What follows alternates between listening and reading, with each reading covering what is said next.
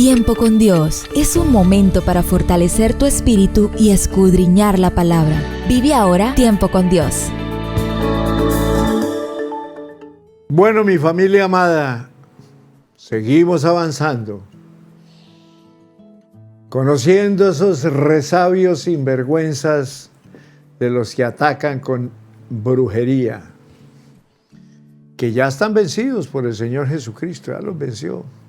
Sin embargo, ellos siguen dando vuelta porque como les queda un cuartico de hora todavía, pero serán lanzados al lago de fuego, donde estarán con la bestia del falso profeta y desde luego con el príncipe Satanás en este lugar que se llama el lago de fuego y azufre, y estarán atormentados día y noche por los siglos de los siglos. Entonces, vamos como introducción a hablar del amor. ¡Ay, qué bueno! Dice 1 Corintios capítulo 13, versículo 7, que el amor todo lo sufre, todo lo cree, todo lo espera y todo lo soporta. Suposiciones, todo lo hacemos.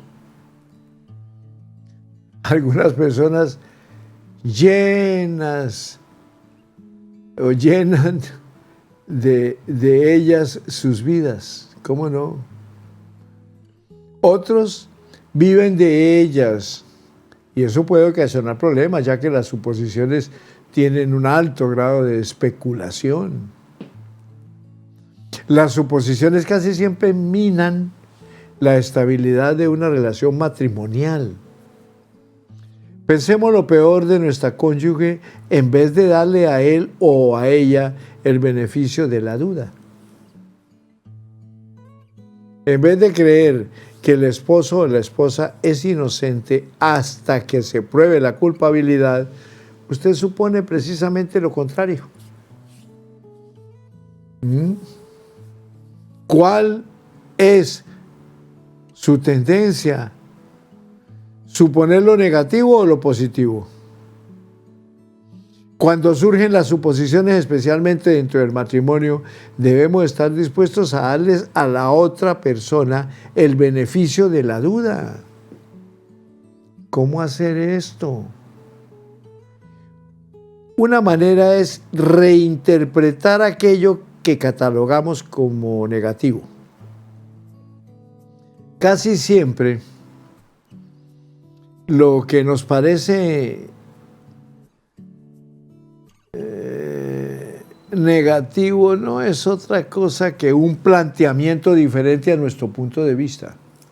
Aquí le ofrecemos algunas sugerencias que le ayudarán a cambiar sus perspectivas. Primera, no suponga que él o ella ha hecho a propósito o aquello que le enojó tanto. Segundo, si su cónyuge le perturba el sueño levantándose a media hora antes para hacer ejercicios, siéntase contento por esa preocupación de él o de ella por mantenerse en forma. Tercero, si su cónyuge habla mucho, siéntase contento de que él o ella es tan amigable y servicial que le gusta expresar muchas descripciones verbales. Cuarto, si su cónyuge es muy callado, piense que él o ella pueden estar meditando con cuidado antes de hablar. Quinto, una persona terca y obstinada puede ser vista como un persistente y determinada. Miren, mis amados, cuando usted identifica una conducta como negativa, no elimina esa forma de actuar, sino más bien la reafirma. darle a su cónyuge el beneficio de la duda significa que usted cree en su capacidad de vencer ese problema. Gracias a la gracia de Dios. Esta es la manera en que usted transforma las limitaciones de su cónyuge en aciertos. ¿Y qué hay cuando hay aciertos? Paz, vida, alegría, gozo. Y desde luego, si eso lo hacen, que el Señor les bendiga. Bueno, continuemos con este tema, atacados con brujería. Yo creo que ya han entendido mucho, pero vamos al tercer día para que despejen más ese conocimiento. Los mensajeros del rey Balac eran emisarios de la iniquidad. Buscaban que el profeta lanzara un encantamiento sobre el pueblo de Israel.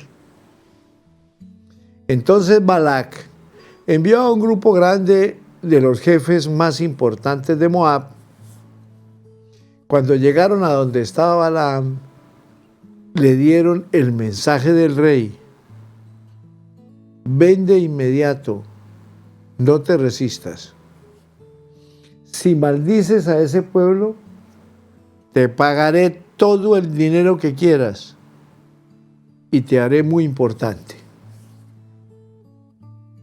La oferta que hacía la iniquidad fue creciendo, pero Balaam no tenía opción.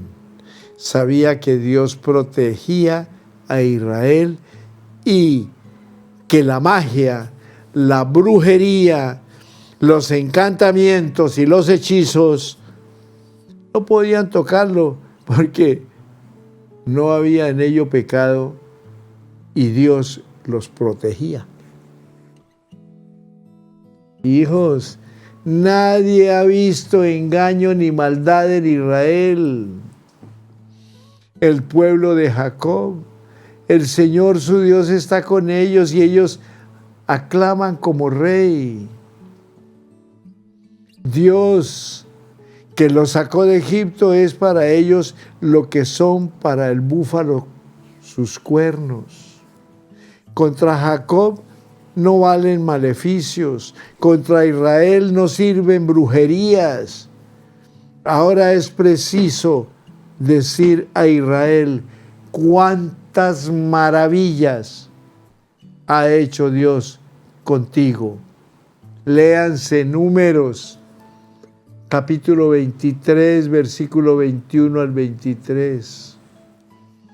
Esto es real, está escrito en la palabra. Yo no estoy hablando de un tema de brujería porque me plació hacerlo. No, esto es antiquísimo.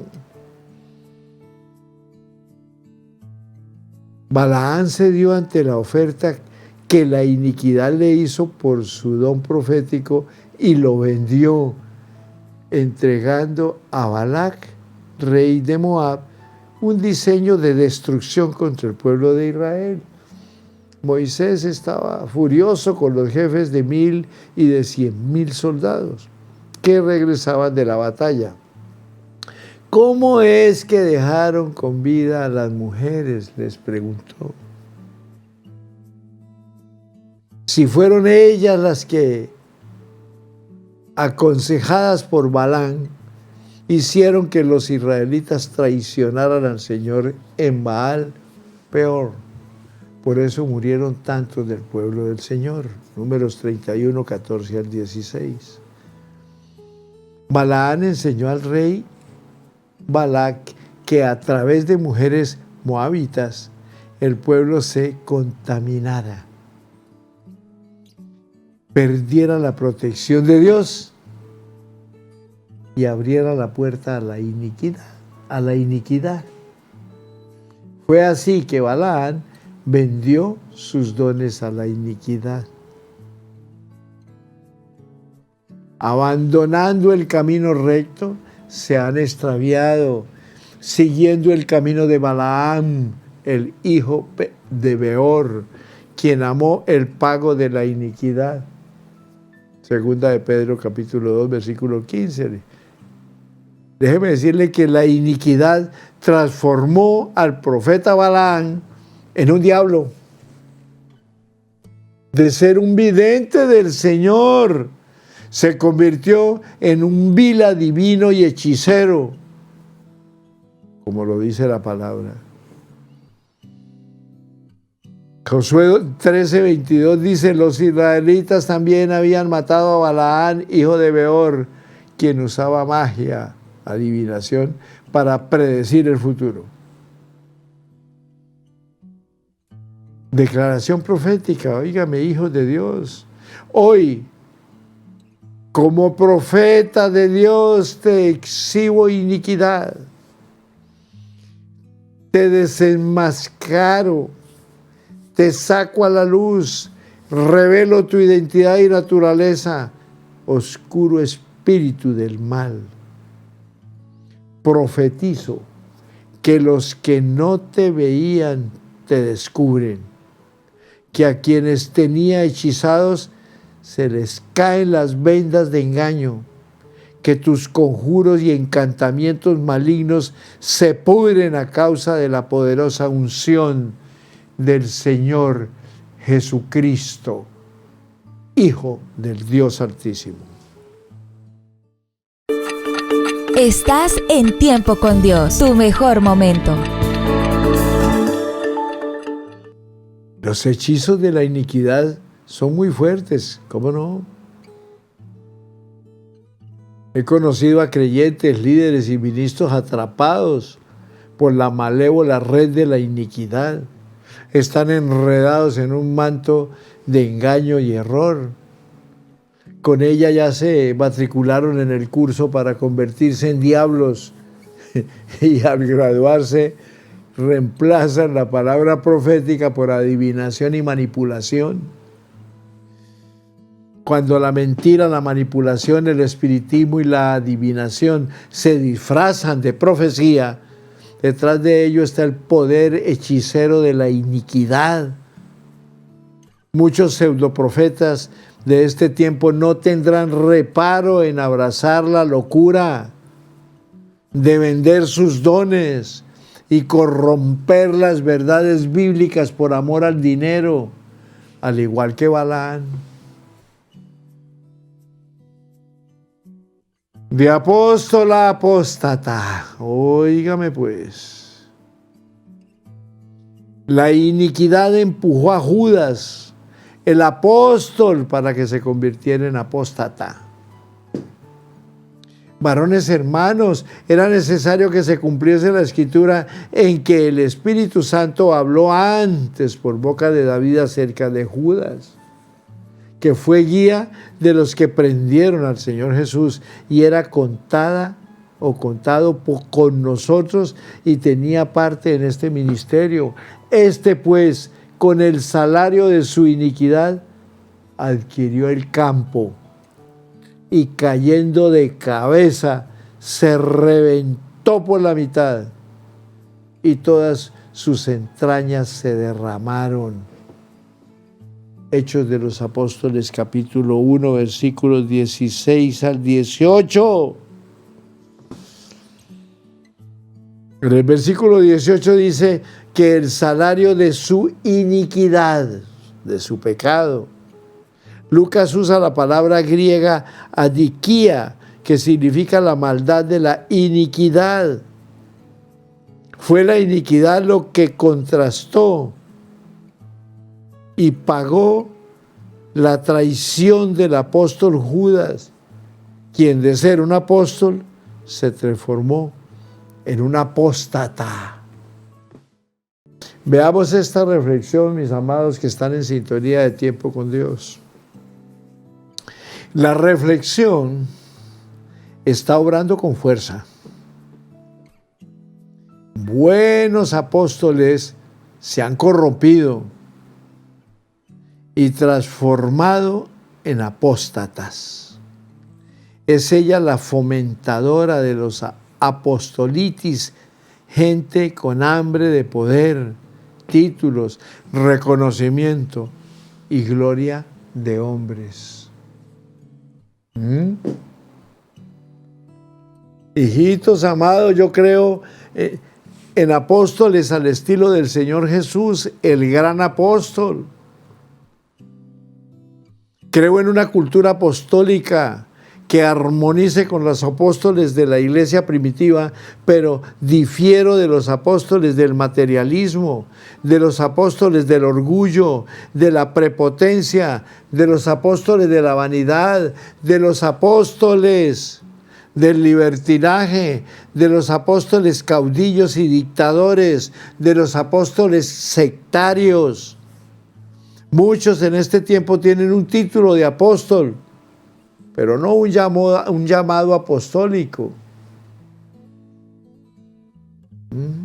Exigen que se les llamen apóstoles, pero no tienen ni el carácter, ni la madurez, ni la humildad de un apóstol, como el reverendo José Satirio dos Santos, nuestro pastor.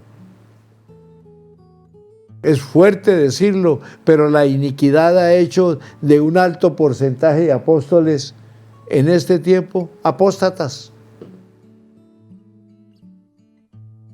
También de maestro a religioso. La palabra dice en Lucas 11:39, pero el Señor le dijo: ahora bien, vosotros los fariseos limpiáis lo de afuera del vaso y del plato, pero por dentro estáis llenos de rapacidad y de maldad.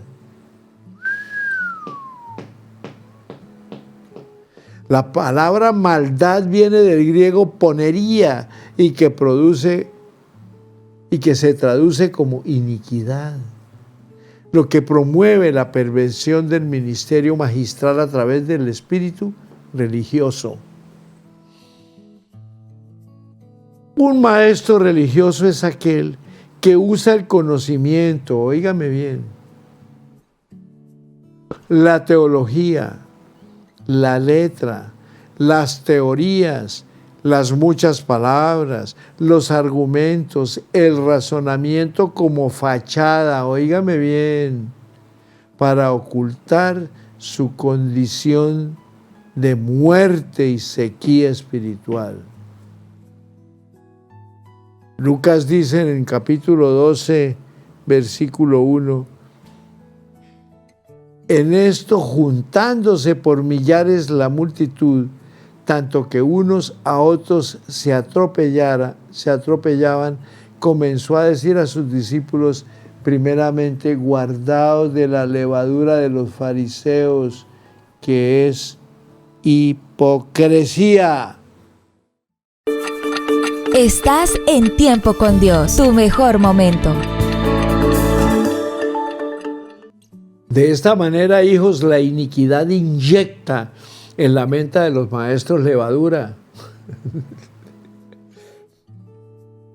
Palabra que viene del griego seo y se traduce como fermentar, inflar, hacer una burbuja, llenar de aire.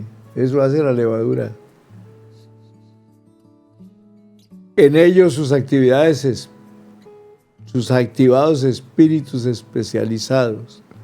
En el sentido espiritual, la levadura se refiere a un manto hechicero del espíritu de Grecia. Literalmente este espíritu sopla un viento de error, de confusión en la psiquis, mente de los maestros, contaminando los pensamientos con tinieblas. La mente literalmente se infla, se llena de un aire malévolo y vuelve a los maestros cabezones. La levadura religiosa obstruye los sentidos espirituales, sobrenaturales y proféticos de la siguiente manera. Mire, ceguera espiritual. ¿Qué es eso? Taponan los oídos espirituales. Coloca un tipo de costra y cera que impide escuchar la voz de Dios y los sonidos celestiales. Desalineamiento. El diseño de Dios es gobernar el espíritu del hombre a través del Espíritu Santo y así dirigir su alma y cuerpo. La levadura religiosa rompe el vínculo del Espíritu con el Espíritu Santo y da el control a la mente, al alma. Opaca la vida en el Espíritu, desconecta al hombre de lo sobrenatural y lo hace almático y carnal. El ser humano ya no es gobernado por el Espíritu Santo, sino por las emociones, los razonamientos y los argumentos religiosos. Primera de Corintios 2:14 lo dice, pero el hombre natural no percibe las cosas que son del Espíritu de Dios, porque para él son locura, y no las puede entender, porque se han de discernir espiritualmente. De esa manera la iniquidad hace que los maestros se vuelvan cabezones. Solamente tienen viento de levadura. Sus cabezas están llenas de pura religiosidad. La iniquidad de la mano del espíritu de Grecia activa en los maestros los siguientes diseños de las tinieblas. Levadura farisea, lo dice Mateo en el capítulo 16, versículo 6, hace que se dé más autoridad a las tradiciones religiosas, óigame, por encima de la bendita palabra de Dios escrita. Se enfatizan los ritos externos para aparentar piedad y ganar notoriedad. ¿Y el sentido de la bendita palabra dónde queda?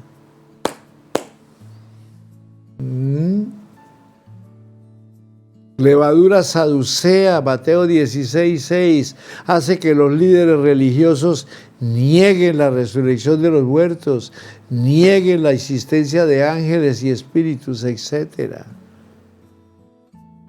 Levadura herodiana hace que reine la corrupción, la injusticia social y la inmoralidad.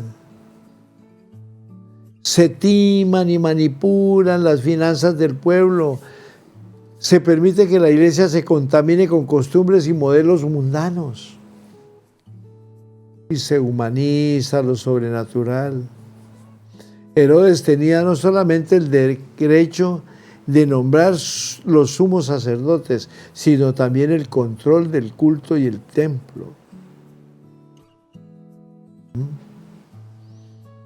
Espíritu de religiosidad, caracterizado por razonamiento, humanismo, secularismo, las emociones por encima de lo espiritual, idolatría al placer carnal y menosprecio y burla de lo sobrenatural.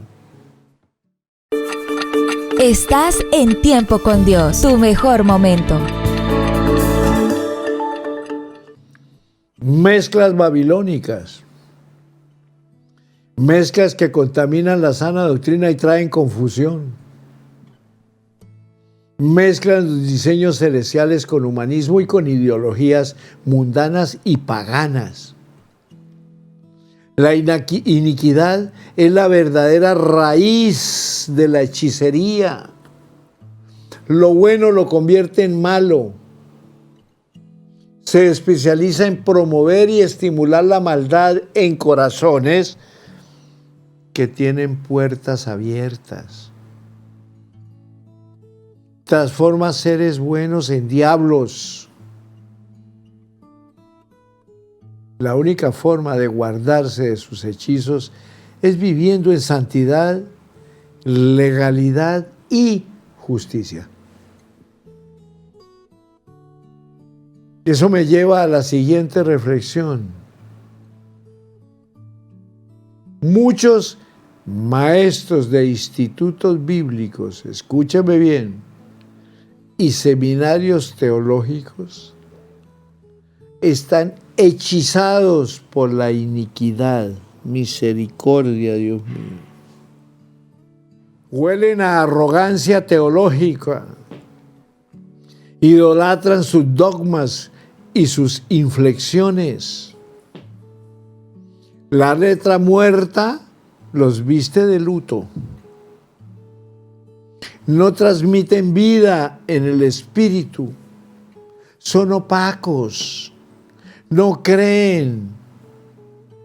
Y razonan y cuestionan todo.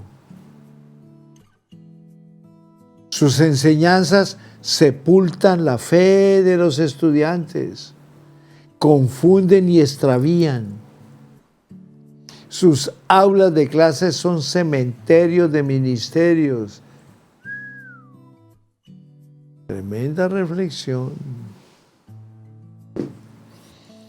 De pastor a trasquilador. Óigame, ¿qué es esto?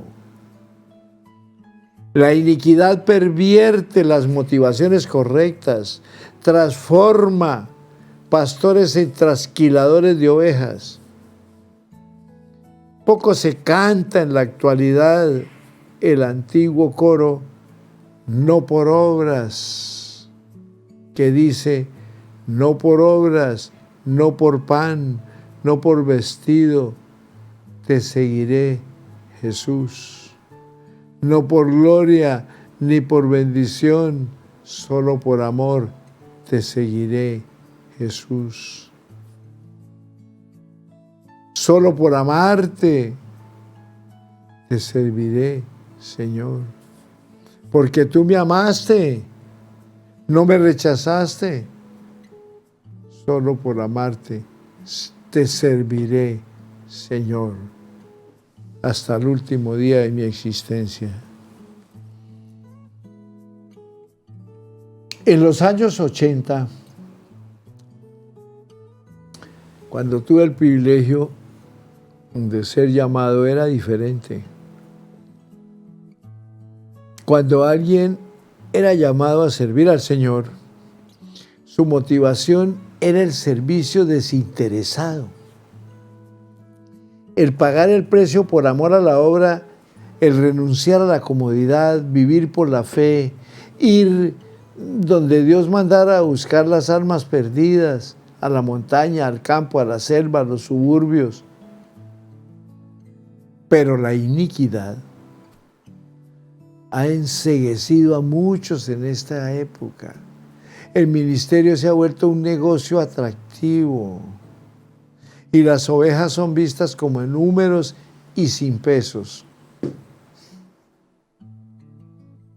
En el fondo, a muchos solo les interesa trasquilar su lana, así lo dice.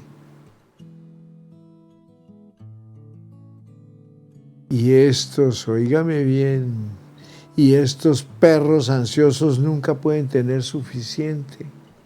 Y estos pastores no pueden entender. Cada uno mira a su manera, cada uno por su ventaja y para su propia ganancia. Isaías 56, 11. La iniquidad intentará pervertir las nuevas generaciones de pastores. Hará que solamente les importe la imagen, la apariencia, la ostentación, mostrar un buen show, ser el centro de atención. Los querrá convertir en arrogantes, altivos, vanidosos, intocables. Mientras el mundo nos enseña a reclamar vanidad, el Señor Jesucristo nos demanda renunciar a ella. Gloria a Dios, gloria a Dios, gloria a Dios. Concluimos el día de hoy. Nosotros no podemos estar dependiendo de las entidades financieras para comprar una casa. Nosotros debemos depender del dueño de todo lo que hay debajo del cielo: casas, carros, alimentos, techo, todo lo tiene Él. El mundo se ha olvidado de eso. Y muchos viven ya ahora hasta de la mendicidad. No salen a trabajar esperando que les lleven un mercadito. No salen a producir esperando que se consuelen y que le lleven una botellita de leche y unos 2 huevos para 10 personas. ¿Qué es esto? de hijos de Dios a mendigos? No, no.